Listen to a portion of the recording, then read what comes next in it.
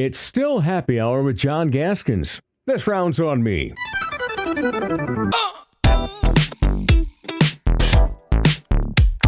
As we've said, we're 1 month away from the start of some football seasons. Jackrabbits, Coyotes. Is that the case for USF as well? August 27th. August 27th. They get to kick it off before everybody else. And that voice you just heard is the voice of USF football for 3 decades. This will be the Frederick. 28th fall, John. 28. That's enough. That's close enough. Yep. Right? He's here. He's in his Wheaties T-shirt. He has shot over 400 free throws the couple days before this, but a 13-mile bike ride before you came in here to Gibbs Sports Bar today to chat with me. You got it. You're all that's 13. You got to feel pretty good after that. Not bad. It's rehabbing that left knee that I had replaced last December. It's coming along. Okay. Good. Yeah. I mean, we had a lot to talk about. We had you on last year to kind of walk through your life, your career, all the changes the last few years. The one thing that has stayed the same is USF football. And so before we get to your world travels, your nationwide travels of the last year, your first season of not calling basketball in gosh knows how long, 4 decades probably. Yeah. How are you, and what mode are you in for football yet? Have you gotten going, or do you wait till the calendar flips to August or when the team starts practicing? I've printed out the roster. Okay. I've got the schedule from the coach outlining what fall camp's going to look like, so I'm gearing up. Yeah. Okay. Yeah, looking forward to it. Are you excited? I am. Because Zimmer and I always talk about holding on to summer as long as you can. It's really hot outside. Baseball's still going on. For goodness sakes, don't let the fact that it's media days in mid-July at some of these colleges cut your summer off. But it sounds like I'm trying to provide some sort of a healthy balance, but it's difficult. I'm not going to cut summer off here, John. I'm going to continue to ride bike. Yes. I'll continue to shoot free throws and exercise and whatnot. But I am ready for football season to roll around. Yeah. I really am. And you got Jim Glogowski, year 4, 3-8, 8-3, 7-4 last year. And how do you feel about this season? Big picture. Very optimistic. Yeah. 4th year, the offense is going to be dynamic, if you ask me. They've got a lot of skill guys back. Defense is where the question marks are, in my mind. Yeah. Can they stop people? They've had some difficulty doing that in the past. They've got a number of guys back. Let's see if that experience that they've been able to generate in the first 3 years under Glow pay off here in 2026. Yeah, we were just talking about quarterback battles that will be playing out the next couple of weeks, if not the next month, for USD and the Minnesota Vikings. What about USF? Is there a battle, or does it feel like Tate Schaefer did enough in his time last year after the 2 guys above him got hurt that he's the leader? I'm not privy to the coach's room or the quarterback room, but to a guy who's watched football for the majority of 69 years, I'd say Tate Schaefer's done enough to win that job outright. Okay. Now, Bennett Brick is back. He's healthy. He'll go into fall camp knocking on the door. Yeah. Tate will be looking over his shoulder, but I think the job is his to lose. Okay. Refresh us. What did you see? Some stats were mind-blowing. His first couple of games, he was an NSIC Player of the Week right away. I think one of those games was Southwest Minnesota State. His first game. One of the weaker teams in the league, but still, I mean, coming out cold and just setting things on fire. But what did you see out of that? I'm sure, knowing you remember some of the stats, but what did you see? He was very prolific. He was on target. He had no fear. He was confident. Yeah. The guys responded to him. Yeah. And for a guy who hadn't taken but maybe a couple of snaps in mop-up time, he stepped up big that day after Bennett Brick went down in the game's first play. It was his job the rest of the way, and I think he took it firmly, and he's holding on to it. He's not going to give it up without a fight. Yeah, man, he was so much fun to watch at Lincoln, and I can't wait to see more of him in the NSIC this year. And then the NSIC, where do you predict, or where would you yourself put the coup to finish when we have a poll coming out? If I had a vote, and I don't, I'd probably put him about 3. Okay. I think so. Yeah. Okay. I'm confident. Yeah. They should have been up there last year, if not for that lost to Augustana when they were up by 18 heading into the fourth quarter. Still scratch my head over that one. That was what happened. Rich Lucero Jr. came up big that day for Augustana. Yeah. He made the plays when he needed to make the plays. And yeah. I'm not going to say the better team won that day because the Cougars dominated for 3 quarters, but Not too often do you see 500 yards of offense and a loss, especially in college football. And it was, they were on the doorstep, I think, of 35-10, and a low pass to Isaiah Emanuel on the left flat. Yeah, catches it, game's over. Yeah, he dropped it. Yeah, and the momentum changed. And that was, I think that was late third quarter. It was, and by the time the fourth quarter started, Rich Lucero's driving them 99 yards. Yep. And it was a snowball effect from there. How much, and that was about mid-season. And USF still has a big upper hand in that series, I think 8-5. Correct. But this was at Bob Young Field. So how much did that, do you feel like, did it affect the rest of the season as far as what you saw out of the team? I really can't say that it affected the rest of the season because they played pretty well down the stretch, except for the final game of the year loss to Wayne State. They finished 7-4. Easily could have been 8-3, should have been 8-3.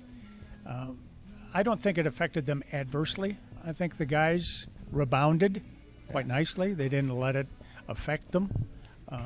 These guys are young, John. Yeah. Their memories aren't as long as you and I who've been around a few years. Yeah. Who do you have above USF, or would you have above USF? Well, Minnesota State, Mankato for sure. Yeah. And probably Minnesota Duluth. Okay. Yeah. Two teams that are almost always there. Always right up there. Why is that? Why are they always right up there? The tradition. Yeah. The culture that's been built at both of those institutions. Plus, they've got large enrollments. Yeah. Large enrollments, and they get a lot of people to come there. The facilities are great at both of those locations. Yeah. So they've got a lot of things going for them. Huge public schools whose enrollments, I believe, are right around South Dakota and South Dakota State's enrollments. So they dwarf little old USF's enrollment of about 1,000 undergrads. And Augustana's, I think Augustana's about 2,000. Okay, so looking forward to that. When does practice start? August 1st. No, actually, next Monday, which would be, is that the 1st of, no, it's the That's 3rd of August. 3rd. It starts the 3rd. And a word about Jim Glogowski, who we will have at some point in August to preview his team. I enjoy talking to the guy. Brings just a wealth of experience into his first head coaching job. What do you think has defined the Jim Glogowski era, or what defines him at USF? The energy that he exudes, and it rubs off onto his players and his coaches. That's what I like about interacting with him, because you can have a down day when you go to practice. After you're done talking with Coach Glogowski, and you're up here. Yeah. You're walking on air. Yeah. It's just the way he inspires. Yeah. And I think he does a great job of that. Yeah, it sounds like when you're around those kind of people, it makes you excited about waking up every day. And the best way I can transition into the life and times of Tom Frederick now is it sounds like that is who your wife is. I mean, we talked about her last year. This is your second wife, a few years after your first wife passed away. And boy, she has taken you places. Yeah, we're coming up on our first wedding anniversary here. And we've been to the Pacific Northwest. We've been to California a couple of times. Been to Salt Lake City, 2 of those trips via Amtrak. Yeah. Been to Chicago. And been to France. That's it. Yeah, for a guy who didn't do a lot of traveling for the first 68-plus years of his life, I packed a lot of excitement in the last 365 days. Is that so? Because most of your travels, I guess, were a lot of upper Midwest, Dakotas and Minnesota on the road in the NSIC for football and basketball. Great for 6 months a year. Great Plains Athletic Conference before that, John. Yeah. So I know the upper Midwest like the back of my hand. The rest of the country, there's a lot I still want to see, but I've seen a lot in the last year. I want to get into that.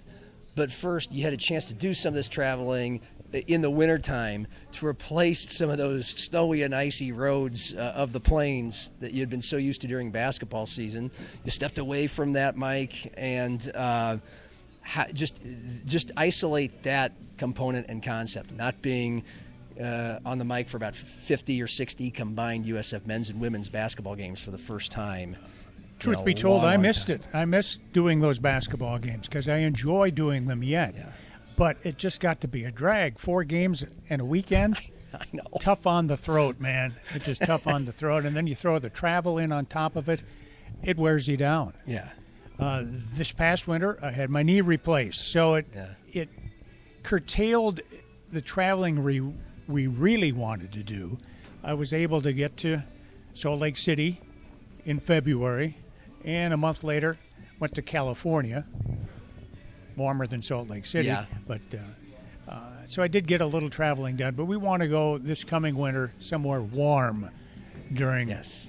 Like warm. Warm. What are you thinking? The Monterey Peninsula is decent, but it's not warm. Yes. See, I was just in San Francisco for 4 days for my dad's 80th birthday. He lives in Monterey. He went up to San Francisco, and some family all met there. And it was a welcomed 65 degrees every day in early July from what we're going through here.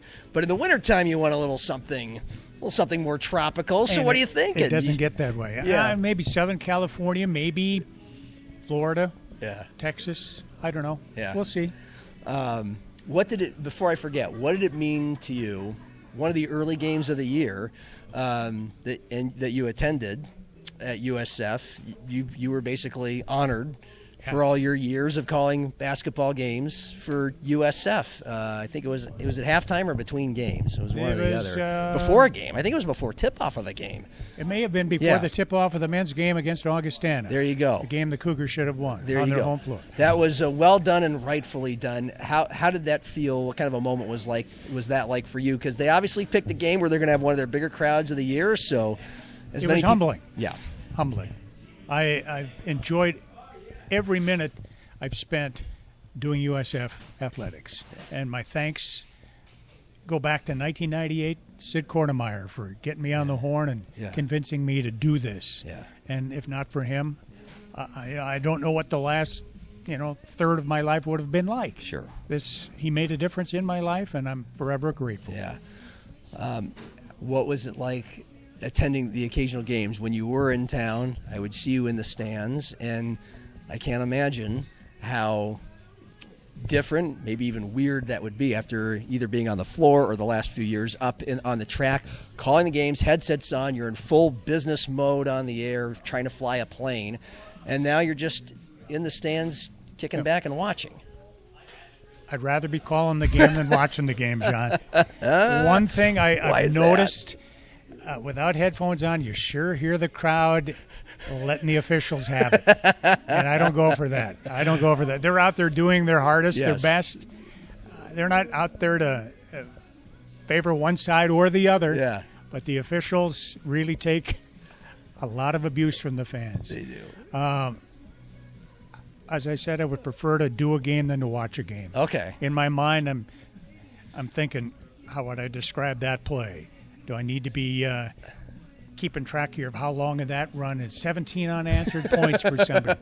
You know, that's going through my mind. Yeah. I'm just not watching the game. It's still working upstairs. Because you were one of these wizards that could compute. I mean, you were doing a lot of writing as you were calling a game, which I can't do. I don't know too many people who can do that. Like constantly, what the score is after every basket and whatever else you were keeping up with, the point totals for the players. Was there a part of you that wanted to bring a scorebook or a notepad or something just out of habit? Or were you able to just... I found myself looking at the live stats on my phone a lot. Okay. I wasn't keeping track watching the game myself, but I would bring up the live stats just to know what was going on. You can't just enjoy it. You can't take it out of the system here. It's ingrained. Was it nerve-wracking? Because you are a USF fan. You want them to win.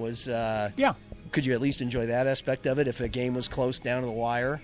There was one game, Cougar women against Minot. They went to the fourth quarter, I think, up 15 or 17. Yeah. Maybe it was halftime. They were up 15. Yeah.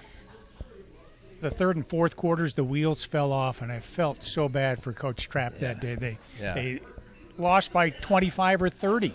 The second half, was just brutal. Yeah. And I'm sure glad I didn't have to talk with him after the game that day. But that one sticks with me, and the loss to Augustana that the Cougars had in the hip pocket on the men's side. Those two are still sticking up. What about the wins, though, Tom? The wins. There were some wins. There were some wins. The men were had the highest scoring team in the league. They were scoring 90 points a game. So unusual for Chris Johnson. That had to have been fun. Yeah, it was. The playoff game against Wayne State was a nice victory for the guys. Yeah. That was entertaining, enjoyable. And you're right, Chris, how did he handle it last year? Predicated on defense and rebounding for the first 17 years of his career. Here in year 18, whatever it was, the team didn't defend all that well, but they sure could light it up. Yeah. But so you missed it. You missed calling the games, but you've also said you don't miss the road. But, as far as it worked out for me and for the new guy this year, because I got a chance to do it for a year, it was only home games, and then the media rights changed over to where I had to step aside, and Drew Ivory's going to come in and be the voice of USF women's and men's hoops. But we're only doing the home games now. Was there a part of you that was like, hey, I could come back and do that? No, because I want to travel. Okay. I want to travel in the winter. And I just feel if you can't do all the games, I'm a completionist. Whether I start a book, start to finish. Yeah. If I'm watching a TV series, it's got to be from episode 1 to the end. Yeah. Just doing home games doesn't feel right. Doesn't feel complete. It's all or nothing. So I'm glad that football this fall on radio once again, home and away on AM 1230 and FM 98.1 KWSN. It's which it isn't. Yeah, football is. But, Football is. Yes, back on the radio, and wherever you find USF Cougar football, we'll leave it at that. Looking forward to it. But let's talk about those travels. You've rattled off Salt Lake City, Chicago, California.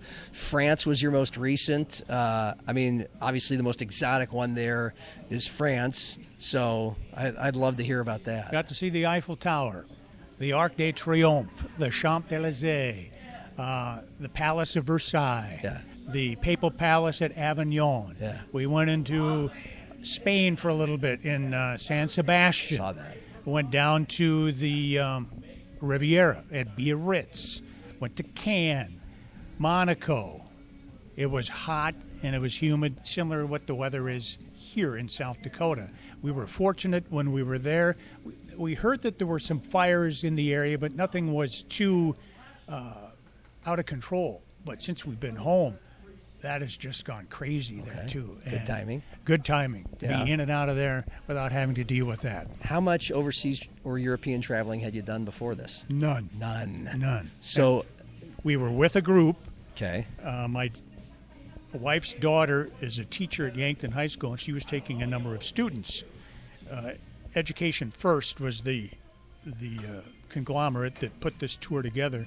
So we just went along for the ride, didn't have to do any chaperoning, which was nice. Yeah. But we rode the bus just like a road trip with the team, and we went to all these locations, and it was regimented. You were here in the morning, here in the afternoon, we'll be here for dinner. It was fun. Okay, I was going to ask you, how would you describe all of this? Was it? It was fun. We especially had first overseas trip. A tour guide was an American, but who has lived in France for the last 20-plus years. So he could converse with the natives, get us to where we needed to be, and he'd have the tickets for us to get into the palace or into the Louvre or whatever. It was just sort of like being with a ball club, John, where they drop you off right at the gym door. You walk in, do the game, get back on the bus, and go about your way. Yeah. That's what this was. The bus would take you to the Palace of Versailles. You get off. They distribute tickets. The group would go in. When you were done, you get back on the bus and go to your next location. As a completionist and a highly organized person, I would think you like that way of traveling. Oh, yes. Yes. Yep. You're not as much of a wing it type of guy. No. Is it, when people travel just to a different country or countries in your case, some people consider it life-changing or at the very least eye-opening just to see another culture. What was it like for you, especially someone who waited so long to do that? It was eye-opening for sure. All these things were built before the Industrial Revolution. Yeah. These palaces and whatnot, unbelievable. The aqueducts in Nice and in Carcassonne, which was a castle. It was just unbelievable how they were able to get this done, and they're still standing. Yeah. They withstood World War I, World War II, and they're still today drawing people left and right. They're big tourist attractions. Yeah. What about the people in these places? You consider the cultures or the people, how different it is from life over here? A lot of smoking in France, I'll tell you, whether it be indoors or out. Yeah. People love their cigarettes there. Yes. I noticed that. Stereotype is true. And okay. you can walk down the street and get some gelato or get some ice cream. Yeah. Plenty of that. And Okay. Yeah. I had plenty of that, too. As you should. Had to keep cool. Yeah. Okay. Yeah. As you should when you travel. And then take me back to, because you did another train ride, right? We talked about this last time. Yeah. Where was the train ride? First to Seattle Okay. on my honeymoon. Yeah. And then in February, we took the train from Omaha to Salt Lake City and back again. Okay. And why Salt Lake City? Relatives there. Okay. My wife's daughter. There you go. lives there. And I saw the pictures because you do a generous job of showing us these places you're going. I did, John, until my account got hacked. Oh well, we weren't even going to talk about that development. That's but hacked me off. We'll save that because I do enjoy your tweets about how many free throws you make in a free throw shooting session, and even on your travels about your kind of rating or depicting the quality of your hotel rooms, not just these exotic things like the Palace of Versailles and Eiffel Tower, but Salt Lake looked like a beautiful place. You had never been there. That's another kind of, to me, it appears to be somewhat of a foreign type of land in America. It's just a different place. What did you learn there? Oh, the Mormon Tabernacle blows you away. Yeah. You go in there, it is just beautiful. Yeah. And we listened to a gentleman play this massive organ while we were there. Okay. And it's not just playing with your fingers and your toes. He's pulling plugs this way, doing that, making beautiful noise out of that large, huge organ. Yeah. How do you like train rides? Because you've done a couple of these long, multiple-day train rides. I will tell you this, that the high-speed train we took in France was much more enjoyable than an Amtrak. Yeah. Amtrak, you're doing this a lot. High-speed trains, because the rails have to be in great condition to go that fast, smooth ride. Okay. And we got from Paris to Bordeaux probably in less than 2 hours. Okay. And it was just smooth. But what appears to be appealing about this, again, especially if you have some time on your hands, which you do, is to be able to obviously see the country, whether it's that one or this one, without having to drive and worry about rest stops and stuff like that. And you're a little bit off the interstate, off the beaten path. And your head's going like this from one side of the train to the other just to take a look at all the sites, whether you're going through Glacier in Montana or through Colorado on the southern route. So do you recommend it? Yeah. It's a good way to see the country. Yeah. And I told Sharon, my wife, that there's, I think I've seen 34 states, including Hawaii. Yeah. Haven't been to Alaska or the rest of the United States. The Northeast is what I'm setting my sights on next. I'd love to go to New England. Okay. Me too. But for you, why? Why? I don't know. I can't tell you why. I'd love to step foot in Maine and Vermont, New Hampshire, I have been to Massachusetts, but none of those others. And as long as I'm doing football, fall foliage tours will be out the window. Yeah. Maybe for a few more years. Yeah. I'm still enjoying doing what I'm doing, but I think I'm going to be the guy to say I'm done, as opposed to somebody telling me it's time for you to leave. Sure. And that's what all of us who call football wrestle with, right? Same thing. For my whole life, I've wanted to do the fall foliage thing in New England or wherever, but certainly there. And it's just not a time of year where we take trips unless it's with a football team. But I mean, the rest of the year you're getting to do these kinds of things. And obviously you're sharing it with somebody that you have found. For lack of a better way to say, like, what is it like? How do you like this? You seem like you're to me, you're living the dream. Well, it's something that I didn't do a lot Yeah. in my first marriage. We were both working full time, and it's tough to get away. Yeah. I retired at the age of 60. My wife worked a few more years before she passed away, so we didn't get a chance to travel together. Now my second wife has retired, so we both have wide open plates, so to speak, and we're going to try and fill them up with as much travel as we can. Because I'm looking forward to the day, whenever that day comes, where not that I want to be retired or I want to get out of what I'm doing now, but to be able to have the time, just the time to do. And I was telling you about this when you were first kind of retired from your day job, when I noticed all the TV shows and you were watching and books you were reading, and some people can't retire because they're workaholics, or they genuinely love their job, or they feel like they need to have a purpose and their work is their purpose. And you do get that 4 months out of the year for football. But the rest of the time, is there any part of you that's like missing any of that, or are you finding enough purpose by just enjoying all kinds of things and places? Right there. I'm finding enough enjoyment doing what I'm doing, whether it be exercising, watching movies, reading books, whatever. Yeah. Speaking of books, Yes. The Great Burns by Stu Whitney, Yeah. best book I've read this summer. Wow. I mean, I knew who Bob Burns was. Yeah. I've been a resident of Sioux Falls since 1966. Right. I didn't know anything about his World Yeah. War II exploits, and then it was fun to read about how he went to Yankton after the war, and then went to Washington High School, my alma mater, and then to Augie and USD before ending up at O'Gorman. Yeah. It was a great work by Stu Whitney. He did a great job of researching, and an excellently written book as well. To me, it's like two different books. It's like the childhood and his family and all the weird stuff From Sioux City, where he came from in Sioux City, kind of the hard Scrabble life, and where his family came from. And then the war was its whole other thing. It was such vivid detail. I mean, to me, that was the meat of the book. But then coming out of that, he survived something many didn't, and tons of guys around him didn't.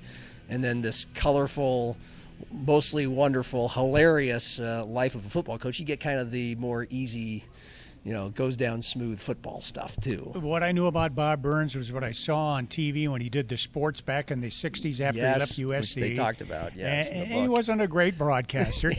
But then the Knights of Columbus Football Smoker, the Quarterback Club, the Dakota Bowl, luncheons and whatnot.